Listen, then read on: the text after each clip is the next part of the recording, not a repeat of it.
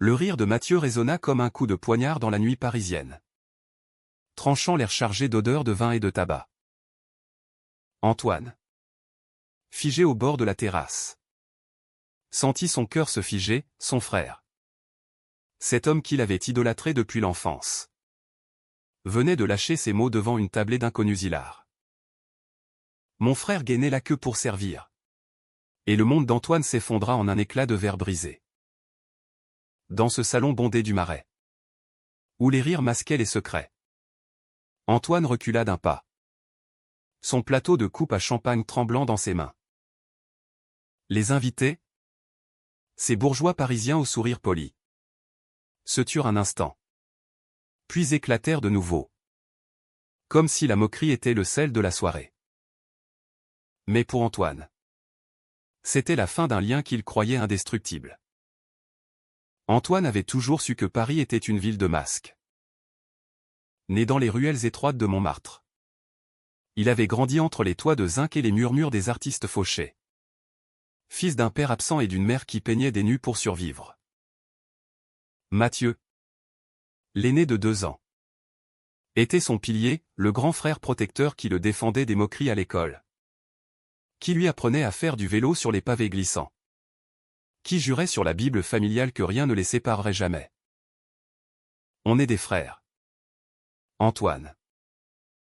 Du sang du même vin. Ces mots, prononcés un soir d'orage quand Antoine, à 13 ans, avait avoué ses premiers émois pour un garçon de sa classe, avaient scellé leur pacte. Mais ce soir-là, dans l'appartement haussmannien d'un ami commun à un galeriste nommé Émile qui organisait ses soirées pour les âmes perdues de la haute société, tout vola en éclats. Antoine avait invité Mathieu pour une raison simple, célébrer son propre triomphe.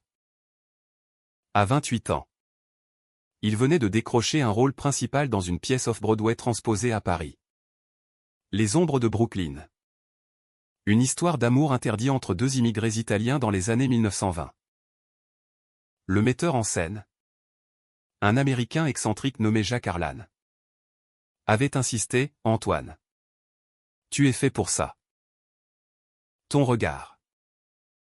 Il porte le poids d'un continent. » Jacques, avec son accent traînant du Midwest et ses chemises à carreaux qui détonnaient dans les cafés parisiens, avait apporté une touche d'Amérique à la vie d'Antoine, cette effervescence brute. Ce romantisme sans phare qui contrastait avec la subtilité française. Antoine avait passé des mois à répéter, à se fondre dans la peau de Lucas, un ouvrier sicilien amoureux d'un docker noir. Une romance qui oscillait entre la passion fiévreuse et la cruauté des préjugés. Les critiques d'essai l'avaient acclamé, Antoine Duval incarne l'âme tourmentée de l'exilé, avec une vulnérabilité qui émeut aux larmes. Et pour marquer l'occasion, il avait convié Mathieu, fraîchement rentré de New York où il travaillait comme consultant en finance, un monde de gratte-ciel et de deals impitoyables, si éloigné des planches de théâtre. La soirée battait son plein quand Antoine surgit de la cuisine, un plateau en main, prêt à jouer les hôtes parfaits. Il avait toujours été le « gentil », celui qui servait, qui écoutait, qui pardonnait. Mathieu, lui, était le conquérant, charismatique, hétérosexuel assumé, marié à une avocate ambitieuse nommée Claire, père d'un petit garçon qu'il appelait « mon prince ». Antoine l'admirait pour ça, cette assurance qui lui manquait. « Viens, frangin, trinque avec nous », avait lancé Mathieu en l'apercevant, son bras autour des épaules d'un groupe d'hommes en costard. Antoine s'était approché, le cœur gonflé d'espoir. Peut-être que ce soir, Mathieu verrait enfin qui il était vraiment, pas juste le petit frère gay, mais un homme accompli. Puis le rire. Ce rire tonitruant, alcoolisé, qui fit taire la pièce un instant.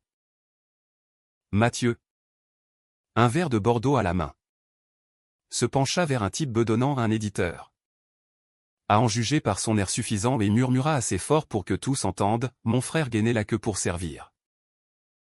Regardez-le. Avec son plateau. C'est son truc. Non. Toujours à disposition. Les rires fusèrent. Comme des balles perdues. Antoine sentit le sang refluer de son visage. Le plateau glissa de ses doigts. Les flûtes s'écrasant au sol dans un concert de cristal brisé. Les invités se turent. Mal à l'aise. Mais Mathieu rit de plus belle, haussant les épaules comme si c'était une blague de potache. Antoine tourna les talons. Le cœur en vrac. Et s'enfuit vers la terrasse. L'air frais de la nuit automnale le frappa comme une gifle. En contrebas. Les lumières de la scène scintillaient. Indifférentes. Il s'appuya au balcon. Les larmes coulant sans bruit. Pourquoi? Pourquoi maintenant? Après tout ce temps? Les souvenirs affluèrent, les Noëls partagés. Les confidences chuchotées sous les couvertures. La promesse solennelle. Et Jacques? Jacques? Qui l'attendait peut-être dans la foule. Avec son sourire en coin et ses yeux verts qui promettaient un refuge. Mais ce soir? Même lui semblait lointain. À l'intérieur. La fête reprit. Étouffant le scandale sous des toasts et des anecdotes. Mathieu, inconscient ou indifférent, continua à charmer l'assemblée. Antoine, seul avec ses démons, se demanda si le sang n'était pas plus épais que l'eau ou si c'était juste une illusion américaine. Cette idée de famille indéfectible qu'il avait tant enviée dans les films de Capra. Les heures passèrent en un brouillard. Quand la porte-fenêtre grinça, Antoine sursauta. C'était Jacques. Son manteau sur les épaules. Une cigarette aux lèvres. Et beau gosse. T'as l'air d'avoir vu un fantôme. Son accent. Ce mélange de Brooklyn et de Paris. Enveloppa Antoine comme une couverture. Jacques s'approcha. Posa une main sur son épaule, un geste simple. Américain dans sa franchise. Raconte-moi. Antoine hésita. Puis les mots jaillirent. Amer et cru. Jacques écouta en silence. Tirant sur sa clope. Les yeux plissés vers l'horizon. Quand Antoine se tut. Il écrasa son mégot et le serra contre lui. La famille. C'est chiant partout. Mon pote. Mais toi? T'es pas là pour servir. T'es là pour briller. Et ce soir? T'as brillé. Ils restèrent ainsi. Enlacés sous les étoiles. Tandis que la ville ronronnait en bas. Pour la première fois depuis le rire de Mathieu. Antoine respira. Mais la nuit n'était pas finie. À l'aube, quand les invités titubants regagnèrent leur taxi, Mathieu surgit sur la terrasse. Les yeux rougis par l'alcool. Antoine? Qu'est-ce qui t'arrive? Bordel? T'as pété un câble avec tes verres? Son ton était léger. Presque affectueux. Comme si rien ne s'était passé. Antoine le dévisagea. Le cœur serré. Tes mots? Mathieu. Tes mots à la con. Le frère aîné cligna des yeux. Puis éclata de rire, un rire forcé. Cette fois. Allez. C'était une blague. T'es trop sensible. Frangin. Les mecs ici, ils en ont rien à foutre. Viens. On rentre? Antoine secoua la tête. Les poings serrés. Non. Pas cette fois. Et pour la première fois. Il planta là son frère. Descendant les escaliers en spirale vers la rue. Où Jacques l'attendait. Moteur ronronnant d'une vieille Citroën cabossée. La trahison avait ouvert une brèche. Et Antoine. Pour la première fois. Choisit de la franchir. Les jours suivants furent un tourbillon. La pièce Les Ombres de Brooklyn ouvrit au théâtre de la ville. Et Antoine incarna Lucas avec une intensité qui fit pleurer les critiques. Duval n'agit pas, il saigne sur scène. Écrivit Le Monde. Jacques, en coulisses, devint plus qu'un metteur en scène, un amant. Un confident. Un morceau d'Amérique planté dans le sol parisien. Il passait les nuits aérées le long de la Seine. À débattre de Tennessee Williams et de Jean Genet. À faire l'amour dans des lofts oubliés du Marais. Jacques parlait de retour à New York. D'un Broadway qu'il appelait. Et Antoine, pour la première fois, se surprit à rêver d'horizons plus vastes que les boulevards haussmanniens. Mathieu, lui, envoya des messages laconiques, désolé si j'ai merdé. On se voit bientôt? Antoine les lut sans répondre. La blessure suintant encore. Claire, l'épouse, appela un soir, il est perdu sans toi. Tu sais. Il regrette. Mais les mots sonnaient faux. Comme un script mal écrit. Puis vint le conflit. Une semaine avant la première. Lors d'une répétition. Jacques annonça, je rentre à New York après la saison. J'ai une offre pour Stricard. Antoine sentit le sol se dérober. Leur romance, si intense, n'était qu'un chapitre. Et nous, murmura-t-il dans la loge. Les lèvres contre l'épaule de Jacques. L'Américain haussa les épaules. Ce geste si typique, l'amour, c'est comme le théâtre. Babi. Ça bouge. Mais toi, tu restes gravé. La trahison de Mathieu pâlissait face à celle-là. Antoine, seul dans son petit appartement de Belleville, pleura jusqu'au matin. Paris, ville des amours fugaces, lui renvoyait son propre reflet, un homme aimant trop fort, servant trop souvent. Il appela alors Mathieu. Non par faiblesse, mais par nécessité. Viens me voir. On doit parler. Mathieu arriva le lendemain. En costard impeccable. Une bouteille de cognac à la main. Ils s'assirent dans le salon exigu. Face à face. L'air chargé de non-dits. Je suis désolé. Frangin. Commença Mathieu. Les yeux fuyants. C'était con. Cette blague. J'étais saoul. Et les mecs là-bas. Ils rigolent de tout. Antoine le fixa. La voix calme mais ferme, c'est pas la blague. Mathieu. C'est ce qu'elle dit de toi.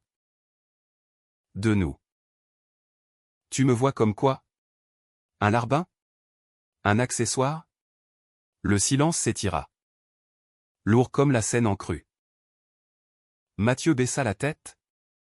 Et pour la première fois, Antoine vit des larmes vraies. Cette fois. J'ai peur. Antoine. Peur de te perdre. T'es tout ce qui me reste de l'enfance. De papa. Et avec toi qui brille comme ça. Je me sens petit. Minable. Alors je frappe là où ça fait mal. Les mots tombèrent. Nus. Et Antoine sentit la colère fondre un peu. Ils parlèrent des heures, des non-dits de l'adolescence. Des jalousies enfouies. De cette homophobie latente que Mathieu n'aimait qui suintait dans ses pores. À la fin. Ils s'enlacèrent. Maladroits. Comme des gamins. On recommence à zéro, murmura Mathieu. Antoine hocha la tête. Mais au fond. Il savait, les cicatrices restaient. La première arriva comme un ouragan. Le théâtre était plein. Les projecteurs brûlants. Antoine. En scène. Donna tout, la passion de Lucas pour son amant. La rage contre un monde qui les broyait. Dans la salle, Mathieu était là. Au 3e rang. Claire à ses côtés. Quand le rideau tomba sous une ovation debout, Antoine chercha son regard et le trouva. Humide. Fier. Après la fête, Jacques et lui marchèrent jusqu'à l'aube. « Tu pars vraiment ?» demanda Antoine. Jacques sourit.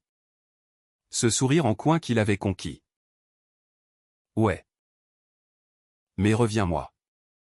Parisien. New York a besoin de ton feu. » Leur baiser. Sous le pont des Arts. Fut un adieu doux amer. Romantique à la française. Dramatique à l'américaine. Pourtant, le vrai climax guettait. 2 mois plus tard. Une lettre arriva, Mathieu. Muté à Londres pour son boulot. Annonçait son divorce. Claire dit que je suis un enfoiré refoulé. Écrivait-il. Et elle a raison. Antoine. J'ai besoin de toi. Pas pour servir, mais pour guérir. Antoine relut les lignes. Le cœur battant. Était-ce une nouvelle trahison? Ou une chance de rédemption? Il prit le train pour Calais. Puis le ferry pour l'Angleterre. À l'arrivée, Mathieu l'attendait. Amaigri. Les yeux cernés. Pas d'étreinte immédiate. Juste un café dans un pub brumeux. Je t'ai blessé parce que je t'envie. Ta liberté. Ton courage d'aimer qui tu veux. Moi. J'ai tout foiré. Antoine écouta. Et pour la première fois, vit son frère non comme un pilier, mais comme un homme brisé. Les semaines suivantes furent un lent dénouement. Antoine revint à Paris. Mais les appels nightly devinrent rituels, des confessions. Des rires. Une fraternité reconstruite sur les ruines. Jacques, de son côté, envoya une carte postale de Times Square, la scène t'attend. Amour. Viens conquérir. Un soir d'hiver. Sous la neige rare de Paris. Antoine et Mathieu se retrouvèrent au Père-Lachaise. Devant la tombe de Proust. À la mémoire des amours perdus. Dit Mathieu. Levant un verre. Antoine sourit, et à ceux qui renaissent. La vie, dramatique et humaine, continuait. Antoine prépara son départ pour New York. Un billet en poche. Un rôle en vue. Mathieu, en thérapie, apprenait à se pardonner. Et dans le cœur d'Antoine, la blessure s'était muée en force à un feu romantique. Américain dans son optimisme. Français dans sa mélancolie. Le printemps revint sur Paris comme un amant capricieux, sauvant les âmes engourdies par l'hiver. Antoine. Désormais une petite célébrité du théâtre off. Passait ses journées entre auditions et promenades solitaires le long du canal Saint-Martin. Jacques était parti depuis 3 mois. Emportant avec lui non seulement son accent chantant mais aussi une partie de l'âme d'Antoine. Leurs lettres oui. Des lettres papier. À l'ancienne. Avec des timbres de la poste étaient des missives fiévreuses, Jacques décrivait les néons de Broadway comme des feux follets qui dansent pour les cœurs brisés. Et Antoine répondait par des croquis de la tour Eiffel vue de son balcon. Légendé, attends-moi. Cow-boy. Mais la blessure de la soirée fatidique persistait. Un écho sourd. Mathieu appelait moins souvent depuis Londres, son divorce traînait en longueur. Avec des avocats qui se disputaient les meubles et la garde de leur fils. Léo. Claire veut tout. Même les photos de famille.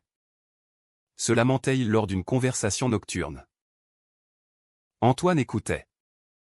Patient. Mais une distance s'était installée aux pas hostiles.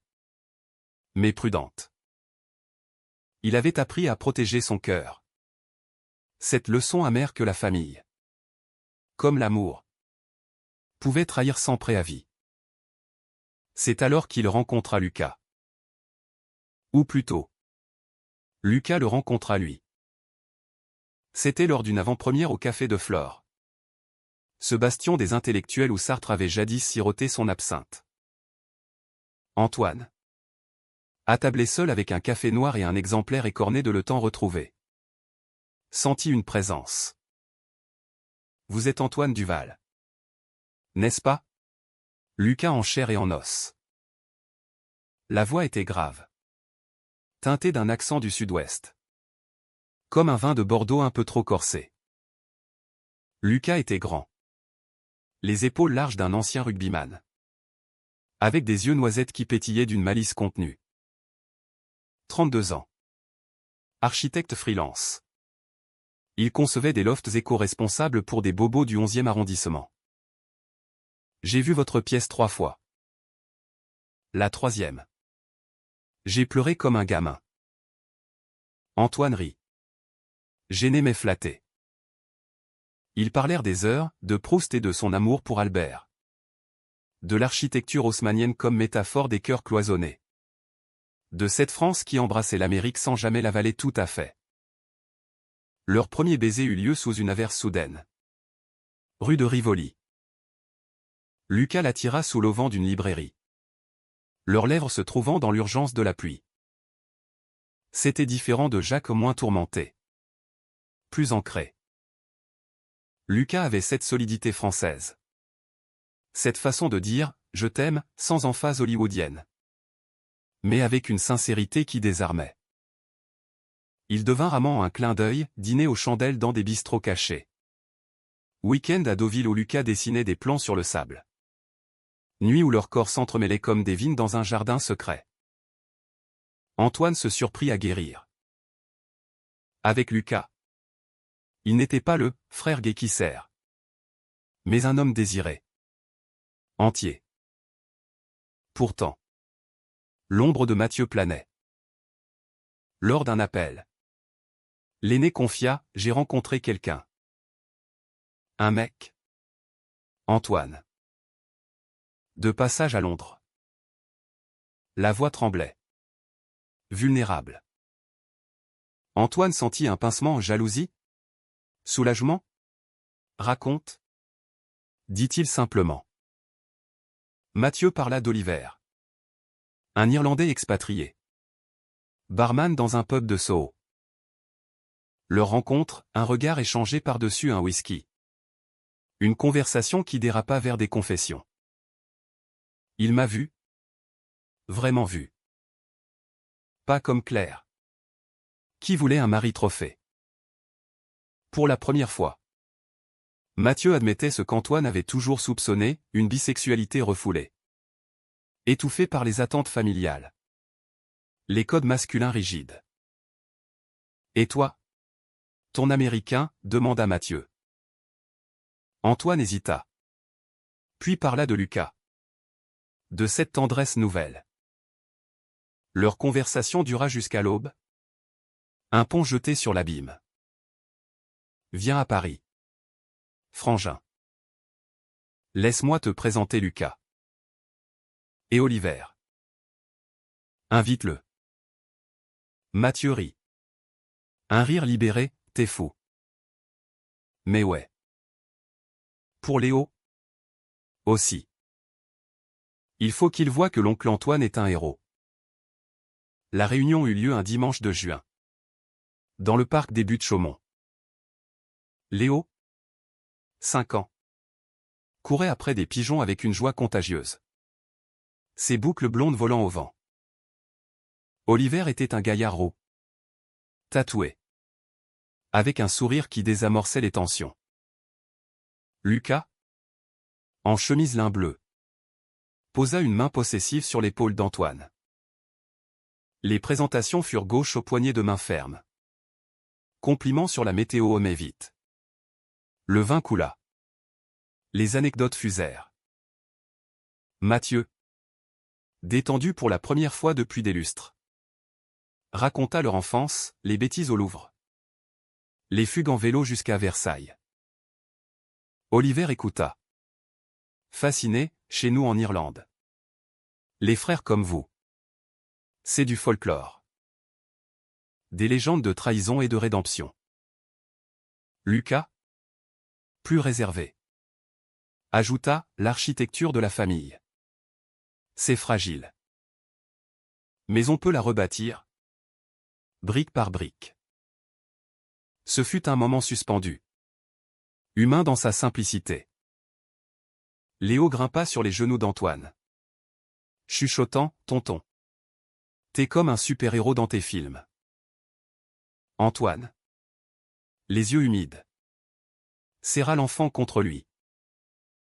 Pour la première fois. Il se sentit vu au non comme une ombre. Mais comme une lumière. Mais le drame. Comme dans toute bonne pièce. Guettait au détour. 2 semaines plus tard. Un appel de Claire brisa l'idylle. Mathieu est un menteur. Antoine. Il te manipule. Comme toujours. Il a revu une femme à Londres. Une collègue. Et il parle de toi comme si tu étais son alibi pour son coming out tardif. Les mots frappèrent comme un uppercut. Antoine raccrocha. Tremblant. Et confronta Mathieu par message, c'est vrai? La réponse arriva comme un coup près, pas comme tu crois. C'est compliqué. Compliqué. Ce mot? Si français dans sa lâcheté. Antoine. Furieux. Annula une répétition et s'enferma chez lui. Un fond de rage américaine bouillonnant dans ses veines, ce feu que Jacques lui avait transmis. Cette urgence a tranché les nœuds gordiens. Lucas le trouva effondré sur le canapé. Une bouteille de Calva entamée. Parle-moi. Murmura-t-il. S'agenouillant. Antoine déversa tout, la trahison originelle. Les faux semblants de Mathieu. Cette peur viscérale que l'amour fraternel ne soit qu'une illusion. Lucas écouta. Puis l'embrassa doucement. Tu n'es pas obligé de tout porter seul. Mon amour. Laisse-moi être ton pilier. Cette nuit-là. Ils firent l'amour avec une tendresse désespérée. Leurs corps fusionnant pour chasser les fantômes. Au matin. Antoine décida, il irait à Londres. Pas pour pardonner. Mais pour confronter. J'ai besoin de vérité. Lucas. Sinon. Je ne pourrai pas avancer. Le Eurostar file comme un serpent d'argent sous la Manche. Antoine. Assis près de la vitre. Repensait à les ombres de Brooklyn, Lucas fuyant la mafia pour l'amour. Au prix de tout. Était-ce sa propre histoire? À Londres? La pluie fine l'accueillit comme un voile de deuil. Mathieu l'attendait à la gare de Saint-Pancras. Pâle. Les traits tirés. Pas d'étreinte, juste un taxi vers un café anonyme de Camden. C'est pas ce que tu crois. Plaida Mathieu dès qu'ils furent assis. La femme. C'était un dîner d'affaires. Claire déforme tout pour me punir. Et Oliver? Il sait. On est ouvert. Maintenant. Antoine le fixa. Les yeux comme des lames. Et moi? Mathieu? Dans ton grand plan de rédemption. Je suis quoi? Le pion qui valide ton chaos? Les mots blessèrent. Et Mathieu craqua. Les larmes vinrent. Chaudes et abondantes. J'ai merdé. Encore. Parce que j'ai peur. Antoine. Peur d'être comme papa, un lâche qui fuit. Toi. T'as osé. T'as aimé. T'as souffert. T'as triomphé. Moi? Je rampe. La confession se fit au rang, les doutes enfouis depuis l'adolescence. Les nuits solitaires à New York où il fantasmait sur des collègues masculins. Le mariage avec Claire comme un rempart contre le vide. Antoine écouta. Le cœur déchiré. Ce n'était pas une trahison pure, mais une faiblesse humaine. Si banale. Si poignante. On n'est pas des héros. Frangin. Dit-il enfin. Juste des mecs qui trébuchent. Mais si on veut se relever, il faut arrêter les mensonges. Ils parlèrent jusqu'à la nuit, vidant leurs âmes comme on vide un grenier. À l'aube, une trêve, Mathieu promit une thérapie conjointe. Une honnêteté radicale. Antoine, en retour, offrit son pardon pas total, mais suffisant pour rebâtir. De retour à Paris, Lucas l'attendait avec un dîner improvisé, escargot et vin de Bergerac. Thaler. Allégé. Nota-t-il en l'embrassant. Antoine sourit. Vrai cette fois. J'ai appris que l'amour, c'est pas une ligne droite. C'est un labyrinthe. Et toi? T'es ma sortie. L'été s'installa. Paresseux et sensuel. Antoine et Lucas voyagèrent en Provence. Dormant sous les oliviers. Leur peau allait se mêlant au chant des cigales. Mathieu, stabilisé avec Oliver, vint avec Léo pour un barbecue au bord de la Marne. Les rires étaient timides au début. Mais vite, l'harmonie revint imparfaite, mais réelle. Léo, curieux, demanda à Antoine, « Tonton, pourquoi t'aimes les garçons ?» Antoine, le cœur serré, répondit, « Parce que l'amour. Fiston, c'est comme le vent, il souffle où il veut. Et on l'attrape comme on peut. » Jacques écrivit une dernière lettre, « J'ai foiré. Parisien. Reviens pas. Construis ton empire ici. » Antoine la rangea dans une boîte. Avec les souvenirs. L'Amérique avait été un feu de paille, la France. Son terreau. Pourtant, le climax final frappa comme la foudre. En septembre, lors d'une soirée au Moulin Rouge ou une avant-première mondaine, Antoine surprit Mathieu en pleine dispute avec Oliver. « T'es incapable de choisir » hurlait l'Irlandais. Les mots d'Antoine résonnèrent dans sa tête, la trahison cyclique. Cette malédiction fraternelle. Il intervint, tirant Mathieu dehors sous les néons criards. Dans la ruelle humide. Face à face. Les frères se regardèrent. « Arrête de me traîner dans ta boue. » Lâcha Antoine. La voix brisée. Mathieu, effondré contre le mur, murmura, « Aide-moi. Frangin. Pour de bon. » Et là, dans l'ombre, Antoine vit non un traître, mais un miroir, deux âmes en quête, blessées par le même sang. Ils rentrèrent ensemble à l'hôtel, parlant jusqu'au lever du jour.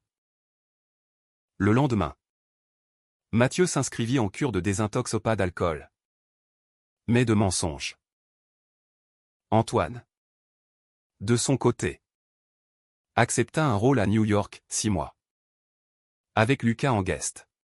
« On fait ça ensemble, » dit-il à son amant, scellant leur pacte d'un baiser sous la pluie. La vie, romantique et impitoyable, suivait son cours. Antoine apprit que l'humanité, c'est dans les fissures qu'elle brille et que les frères, gays ou non, servent non les autres, mais leur propre vérité.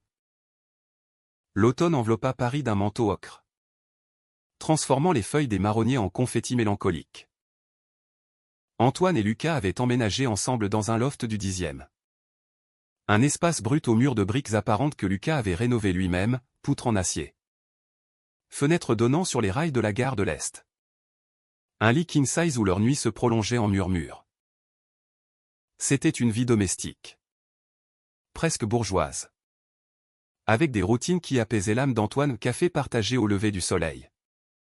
Dispute légère sur le choix du vin. Et ces instants où Lucas, torse nu, dessinait des plans pendant qu'Antoine répétait ses tirades shakespeariennes. Mais New York appelait. Insistante comme une sirène. Le rôle où un jeune immigré queer dans une adaptation de Rent à Broadway était un tremplin. Une chance de conquérir l'Amérique qu'il avait tant fantasmée à travers les yeux de Jacques. 6 mois. Pas plus. Promit-il à Lucas lors d'un dîner aux chandelles sur leur balcon. L'architecte posa sa fourchette. Les yeux graves, et si c'est plus? Si les lumières t'engloutissent? Antoine prit sa main. La serrant fort. Les lumières? C'est toi. Mon amour. Le reste? C'est du théâtre. Mathieu, de son côté, avançait à pas de géant. Sa thérapie avec Oliver, un couple en construction. Fragile mais sincère, incluait des visites mensuelles à Paris. Léo, désormais 6 ans, adorait ses week-ends, il dormait chez Antoine et Lucas. Exigeant des histoires de super-héros gays que l'oncle inventait sur mesure. Et le méchant frère? Il se repent? Demandait l'enfant. Les yeux écarquillés. Antoine riait, toujours. Petit. C'est la règle. Pourtant. Sous la surface. Des courants agités bouillonnaient. Claire, aigrie par le divorce, lança une offensive, une lettre d'avocat accusant Mathieu de manipulation familiale pour obtenir la garde exclusive de Léo. Il utilise son frère pour faire bonne figure. Écrivait-elle. Citant la soirée fatidique comme preuve d'un foyer toxique.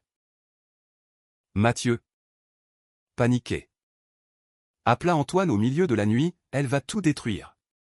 Aide-moi à témoigner. Frangin. Dis que je change. Antoine accepta. Mais avec une réticence nouvelle. Lors de l'audience au tribunal de Londres, un bâtiment victorien froid comme un mausolée. Il se tint debout, jurant sur la vérité. Mon frère a fait des erreurs. Graves. Mais il aime son fils plus que tout. Et moi. Je l'ai pardonné.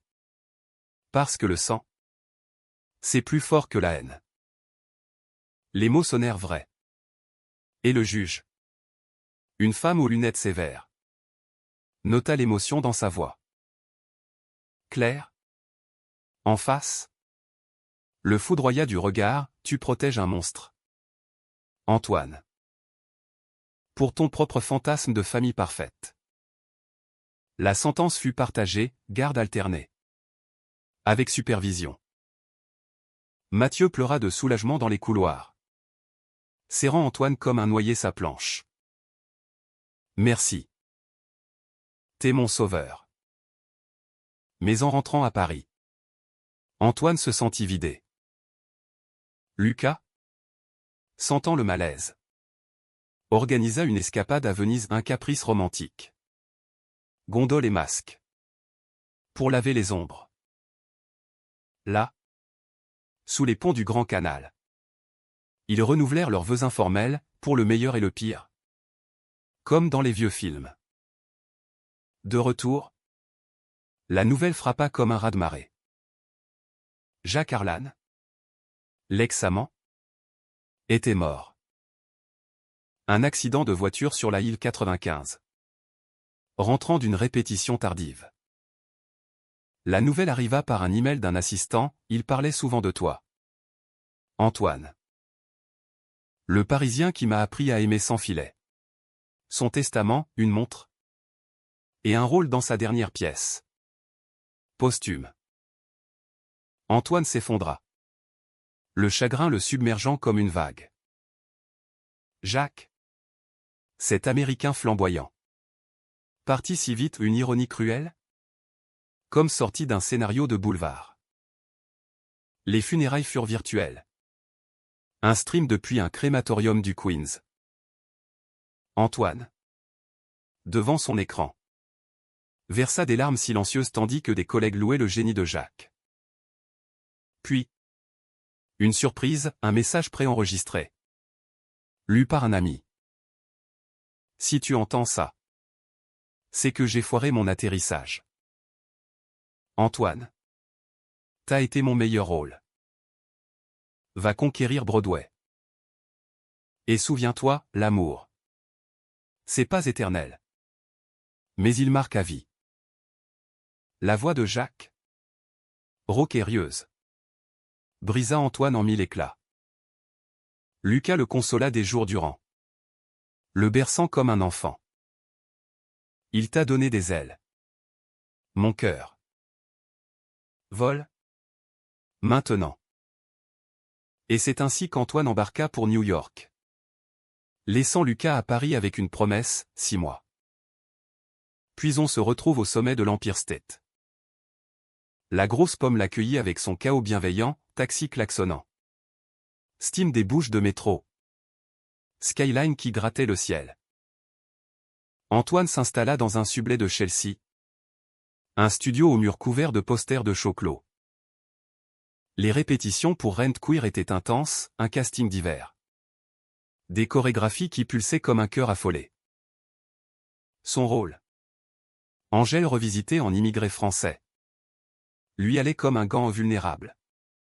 Flamboyant. Profondément humain. Mais la solitude le rongeait. Les nuits. Il appelait Lucas. Leurs voix se mêlant à travers l'Atlantique comme un duetto d'opéra. Mathieu. Lui. Envoyait des photos de Léo, regarde. Il apprend le français pour t'impressionner. Ses liens le tenaient. Mais une lettre de Claire raviva les braises, ton témoignage a sauvé ton frère. Mais pas Léo. Il mérite mieux qu'un père bisexuel instable.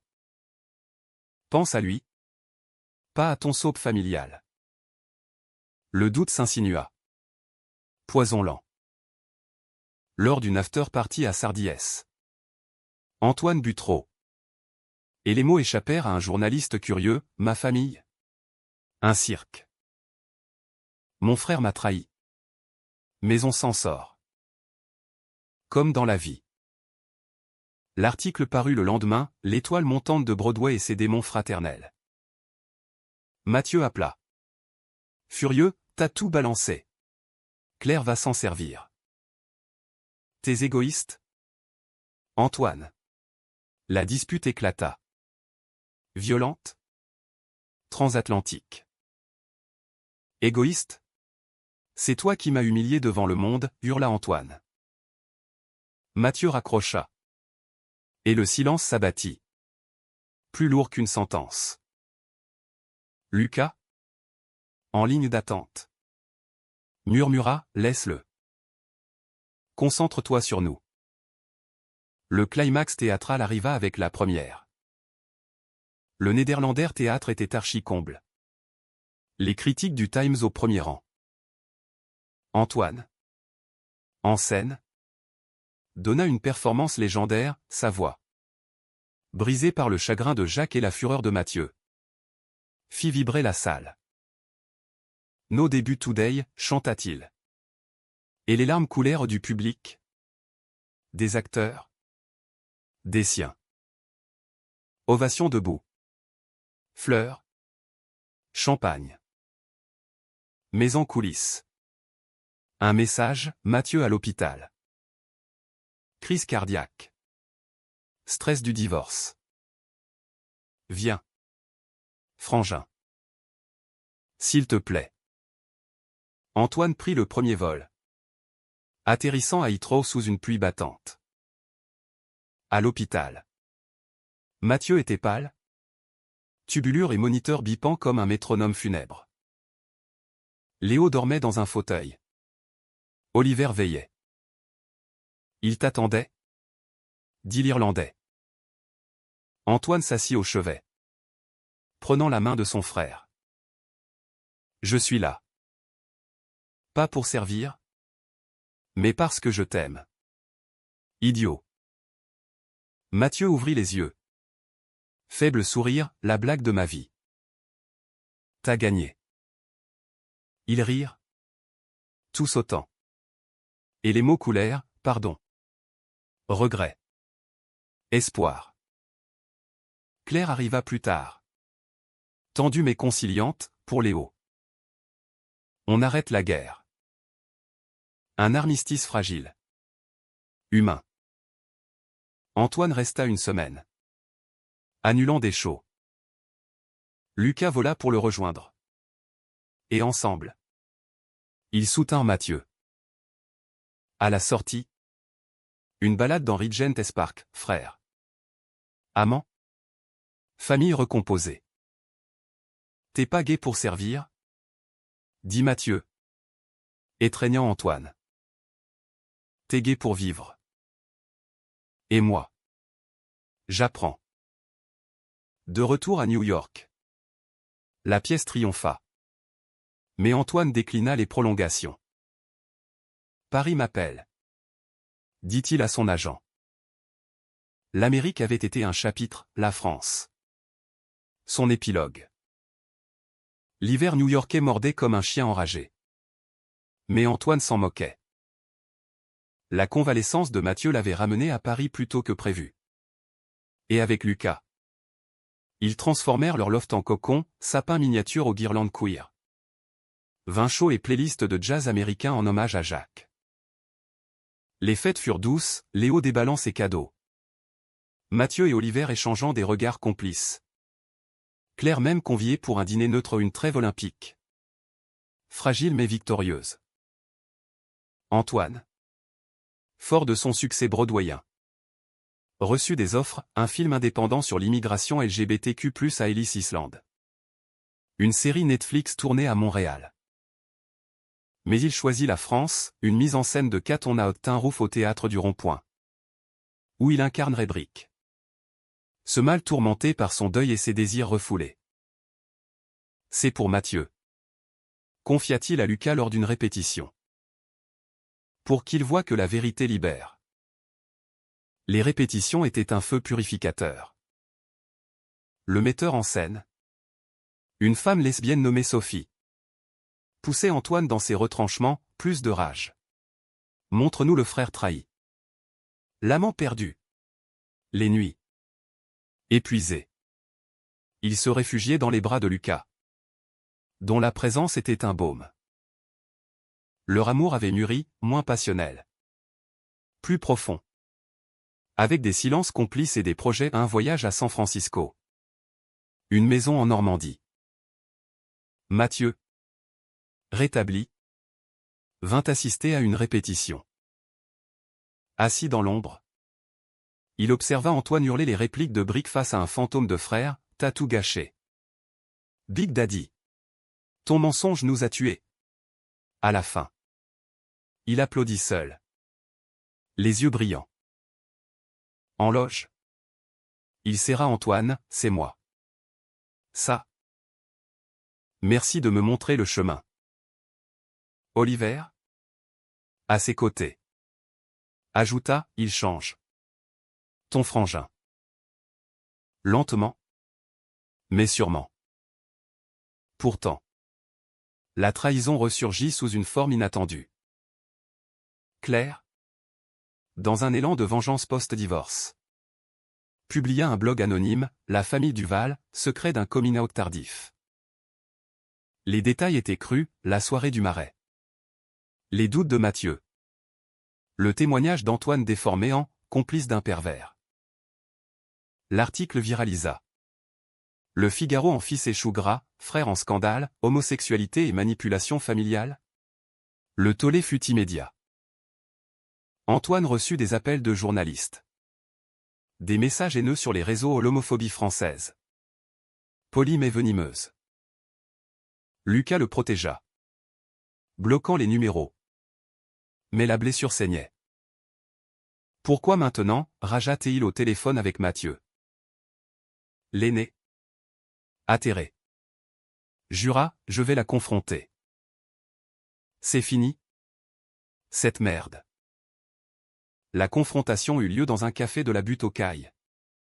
Neutre et cosy. Claire arriva en tailleur impeccable. Le menton haut. C'est pour Léo, lança-t-elle d'entrée. Vous, les Duval, vous le traumatisez avec vos drames. Mathieu, calme pour la première fois. Répliqua, et toi? Avec ta rancune?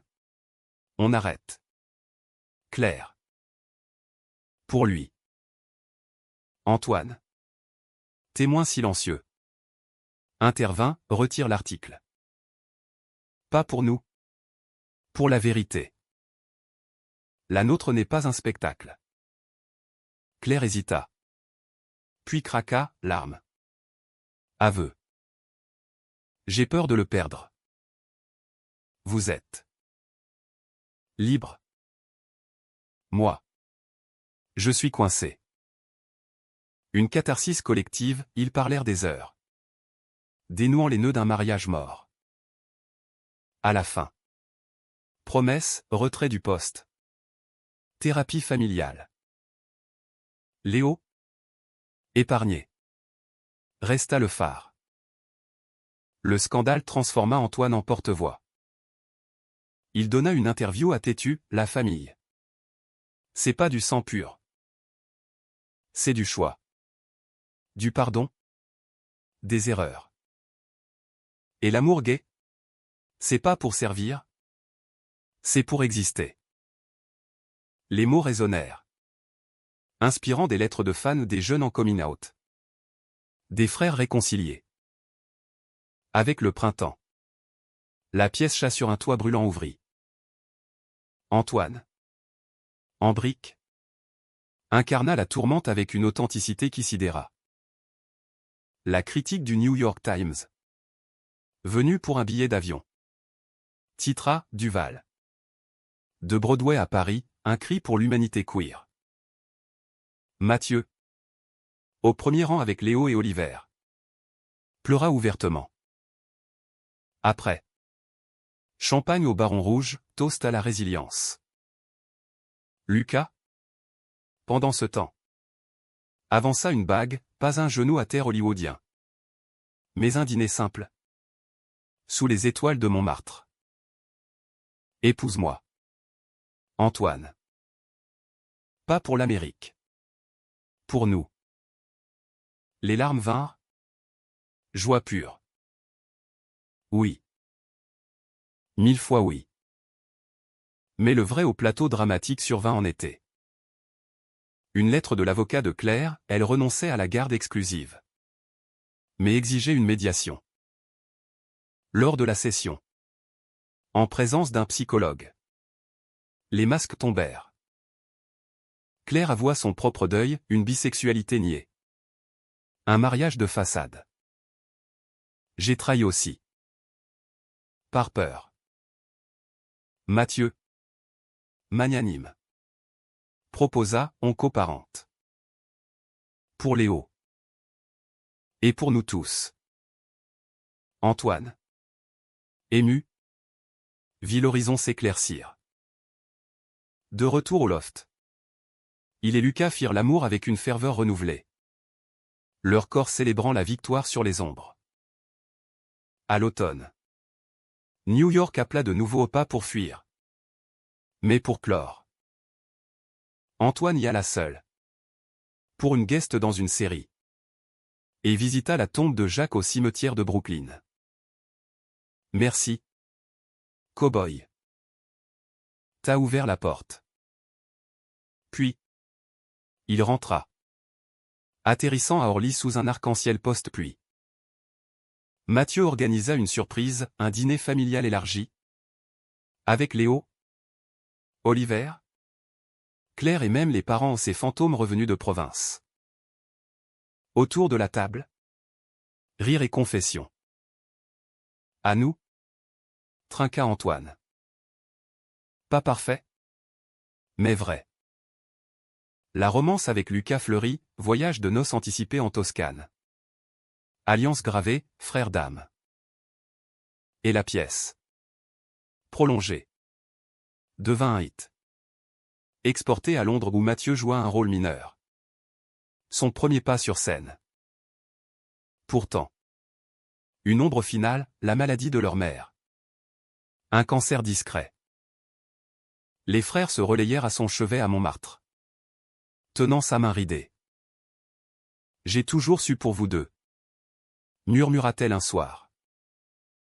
L'amour, c'est sacré. Ne le gaspillez pas. Elle partit paisiblement. Laissant un testament, la maison familiale. À partager. Les funérailles furent un hymne à l'humain, pleurs. Mais aussi joie des souvenirs. Antoine prononça l'éloge, maman nous a appris à aimer sans chaîne. Et nous? On continue. L'année s'acheva sur une note de renaissance. Comme un rideau qui se lève après l'entracte. Antoine et Lucas se marièrent au printemps suivant. Une cérémonie intime au jardin des Tuileries, vœux chuchotés sous les marronniers en fleurs. Alliances échangées avec des larmes de joie. Mathieu fut le témoin. Léo l'ano-boy. Oliver le photographe improvisé. Claire, invité, leva son verre à l'amour qui guérit. Pas de drame. Juste une famille mosaïque. Tissée de fils résilients. La pièce chat sur un toit brûlant ferma sur un triomphe. Et Antoine, libéré, se lança dans l'écriture, un mémoire théâtral. Frères de sang et d'ombre. Inspiré de leur saga. Édité par Gallimard. Il devint un best-seller discret. Traduit en anglais pour un public queer transatlantique. Les critiques saluèrent sa tendresse dramatique. À la croisée de Genet et O'Neill, ce mélange français d'introspection et américain de catharsis. Mathieu. Lui. Divorcé mais apaisé. Lança une fondation pour le soutien aux familles LGBTQ+, en entreprise, un clin d'œil à son passé de consultant. Oliver devint son partenaire officiel.